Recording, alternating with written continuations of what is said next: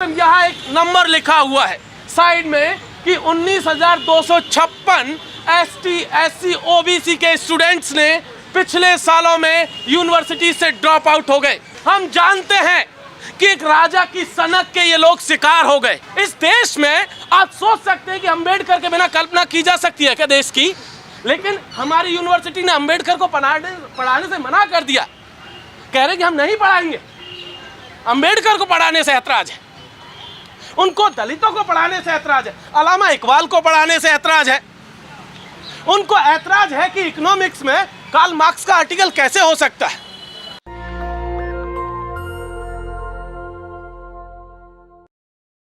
ये जो काम था ये करना था इस देश की सरकार को, और ये काम आप कर रहे हैं। ज़रूरत सिर्फ इस FYUP के रिपोर्ट कार्ड की नहीं थी, ज़रूरत थी पूरे देश का एक रिपोर्ट कार्ड पेश किया जाए।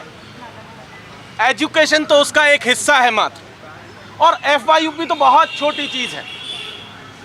जिस तरीके का पूरा सिस्टम है एजुकेशन का, न्यू एजुकेशन पॉलिसी के आने के बाद जो हालात इस यूनिवर्सिटी में और इसके बाहर तैयार किए गए हमारे देश के हुक्मरानों के द्वारा, इस देश की चुनी हुई सरकार के द्वारा, उस हालात को अगर हम देखेंगे तो ये रिजल्ट बहुत फीके नजर आते हैं।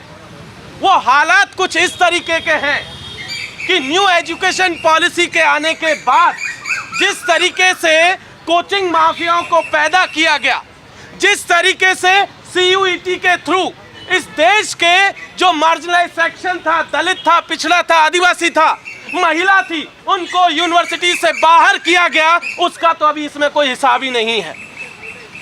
आप सब लोग जिन्होंने सर्वे में हिस्सा लिया, ये तो वो लोग हैं जो यूनिवर्सिटी तक पहुंच गए। असली हिस्सा तो इसके बाहर है जो यूनिवर्सिटी में पहुंच ही नहीं पाया, जिसे CUET के नाम पर बाहर किया गया और किसी और तरीके से नाम पर बाहर किया। कभी इंग्लिश के नाम पर, भाषा के आधार पर बाहर कर दिया गया, कभी उसकी जो है फी हाइक के नाम पर बाहर किया गया। असली चंक वहां है, उसका रिपोर्ट कार्ड भी पेश करने की जरूरत थी।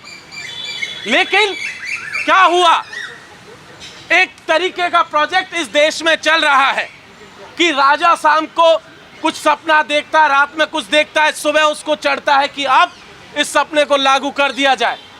उसको लगता है कि उसने जो देख लिया, उसके आसपास जो लोग मंडरा रहे, उन्होंने जो कुछ समझ लिया, उनको लगता है वही देश है। लेकिन वो मुगालते में है, उनको लगता है कि ये जो इको चैम्बर उन्होंने बनाया हुआ है, वही जो देश समझने की भूल करते हैं, उसी का खामियाजा इस देश का छात्र, इस देश का किसान, इस देश का मजदूर, इस देश का दलित और आदिवासी भुगत रहा है। आप देखिए कि जिस तरीके का सिस्टम, यहाँ एक नंबर लिखा हुआ है साइड में कि 19,256 ST, SC, OBC के स्टूडेंट्स ने पिछले सालों में यूनिवर्सिटी से ड्रॉप आउट हो गए। कौन इंश्योर करेगा कि ये कैसे बाहर हुए, किस वजह से बाहर हुए, कौन था बाहर करने वाला, और कौन सी वो पॉलिसी थी जिसके तहत ये बाहर हुए? क्या हम लोग नहीं जानते हैं? हम जानते हैं कि एक राजा की सनक के ये लोग शिकार हो गए।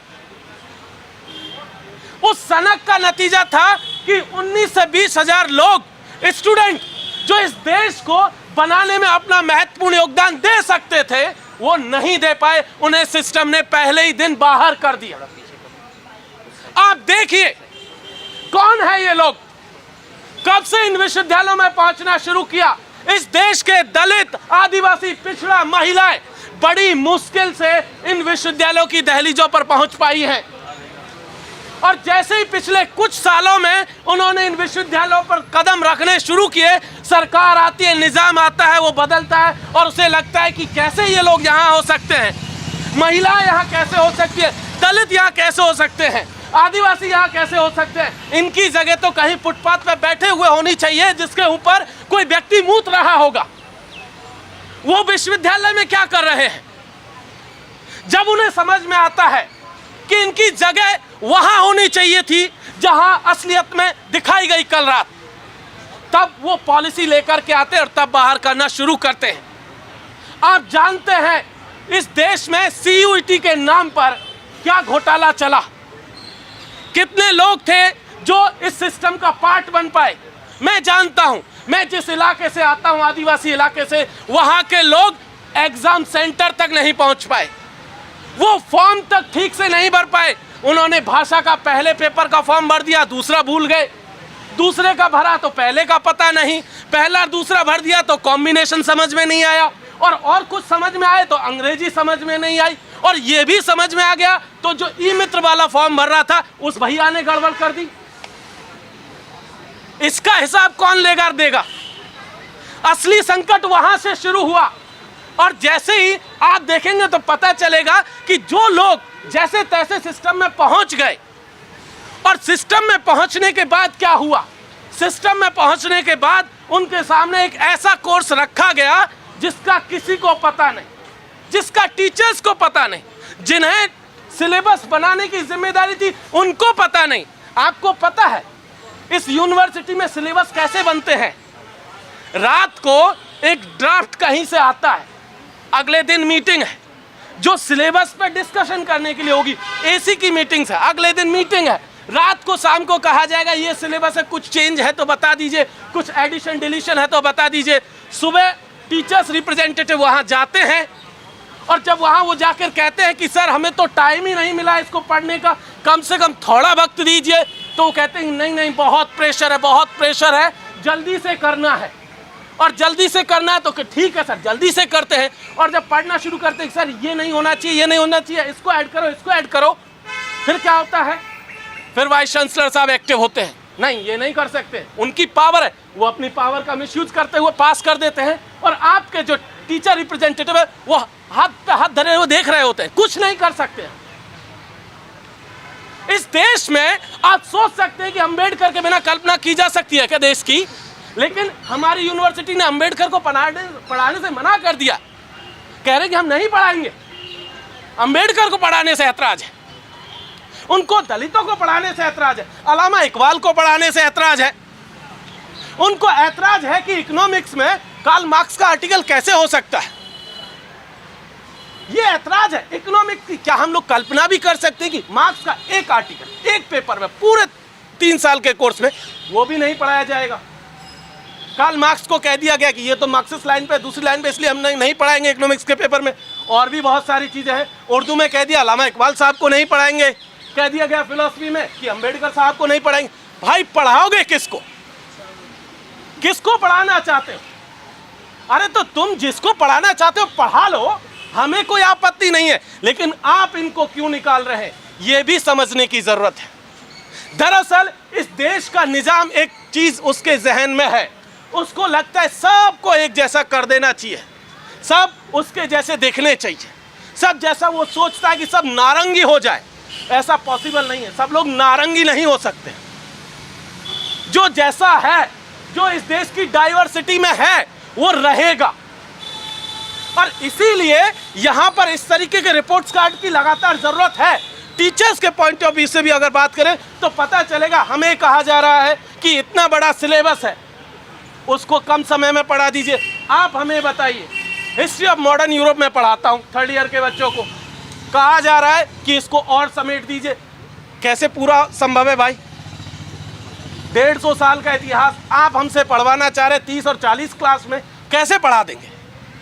क्या पढ़ाएंगे हम उस 30-40 क्लास में? टाइम तो दीजिए। आपने वो टाइम भी हमारा किल कर दिया, उतना टाइम भी हमें पढ़ाने के लिए नहीं देते। तो ये जो परेशानी है, ये परेशानी पूरे के पूरे एजुकेशन सिस्टम को दीमक की तरह चाट रही है।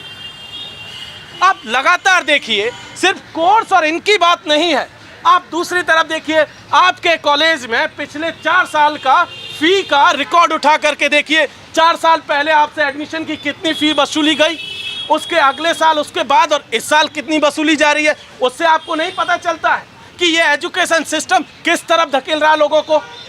क्या इस देश का जो 78% पॉपुलेशन जो गरीबी रेखा के नीचे है, इस देश का आपको मालूम है 45% दलित ऐसा है जो कि गरीबी रेखा के नीचे है, आदिवासी 41% के आसपास दलित है जो गरीबी रेखा के नीचे है। आप सोच सकते हैं कि वो यहाँ आकर के इतनी महंगी एजुकेशन ले सकता है।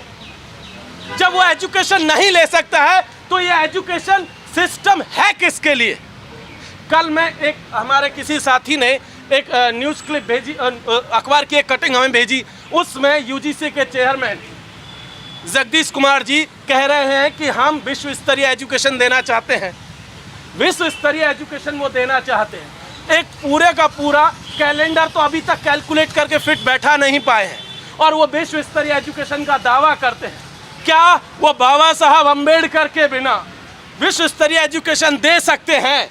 अल्लामा इकबाल के अलावा उसको छोड़ करके वो विश्व स्तरीय एजुकेशन दे सकते हैं? कह रहे हैं कि हमारे बच्चे स्टैनफोर्ड में जाएंगे। एक बात बताइए, कितने बच्चे इस यूनिवर्सिटी से हर साल स्टैनफोर्ड जा रहे हैं? कितने जा रहे हैं? आपके सीनियर्स में से देख लीजिए, कितने यूरोप गए हैं, कितने अमेरिका गए हैं। और जो गए हैं, क्या उनके लिए ये जो लाखों यहाँ बैठे उनका भविष्य दांव पर लगाया जा सकता है? किसने रोका है कि आप उनके लिए अलग से व्यवस्था कर दीजिए? हमने तो नहीं रोका, लेकिन उसके लिए ये पनिशमेंट हमें क्यों दी जा रही है? हमें ये पनिशमेंट क्यों दे रहे हो? जिसको जाना है विदेश उसके लिए कीजिए व्यवस्था, लेकिन हमें ये पनिशमेंट नहीं चाहिए। ये जो पूरा का पूरा खेल चल रहा है, इसके पीछे आप देखेंगे तो दरअसल सरकार, अभी हमारे प्रीवियस स्पीकर विजेंद्र सर ने एक बात कही थी कि एजुकेशन तो राज्य की जिम्मेदारी थी, लेकिन राज्य क्या कर रहा है? राज्य दरअसल गुंडाई में व्यस्त है, और उन्होंने छोड़ दिया कि एजुकेशन आप संभालिए खुद से।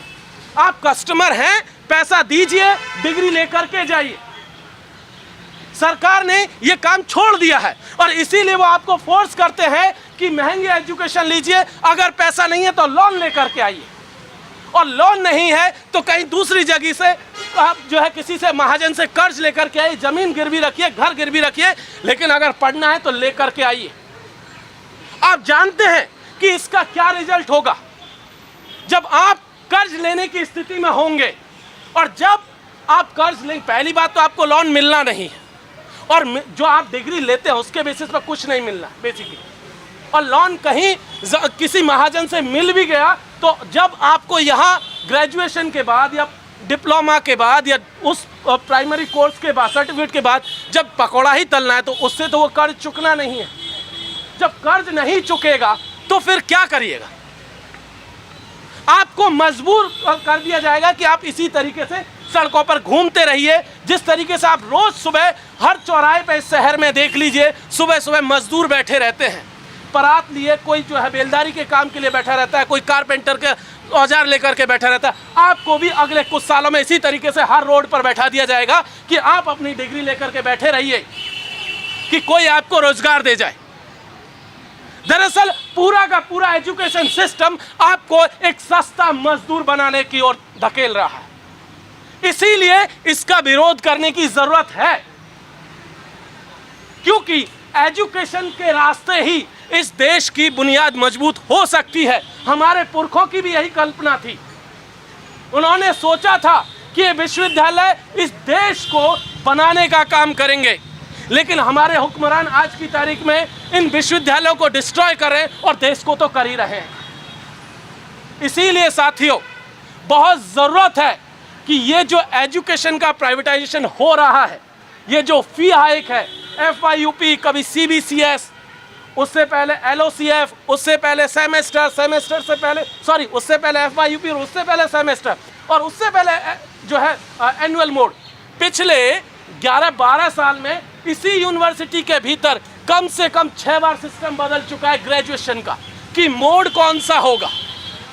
CBCS होगा, LOCF होगा, FYUP होगा, 2 बार तो FYUP आ चुका है, एनुअल होगा, सेमेस्टर होगा। तो आप देखेंगे, पाएंगे दिल्ली यूनिवर्सिटी को उन्होंने एक लेबोरेटरी की तरह ट्रीट करना शुरू कर दिया, क्योंकि उन्हें लगता है कि धक्के के जोर पर वो यहाँ पर इसको लागू कर ले जाएंगे तो फिर देश में आगे जगह भी लागू कर ले जाएंगे। इसीलिए ज़रूरत है कि हम अपनी पब्लिक फंडेड एजुकेशन सिस्टम को बचाएं, और अगर हम पब्लिक फंडेड एजुकेशन को बचा ले गए तो यकीन मानिए हम देश को भी बचा ले जाएंगे। बहुत बहुत शुक्रिया। इंकलाब जिंदाबाद। जय भीम। नेशनल दस्तक की आपसे गुजारिश है कि अगर इसको बचाना चाहते हैं तो नेशनल दस्तक को सब्सक्राइब करने के लिए रेड कलर के सब्सक्राइब बटन को दबाएं, फिर बेल आइकन की घंटी दबाएं। नेशनल दस्तक को बचाने के लिए बहुत जरूरी है कि हर खबर को शेयर करें, लाइक करें, कमेंट जरूर करें।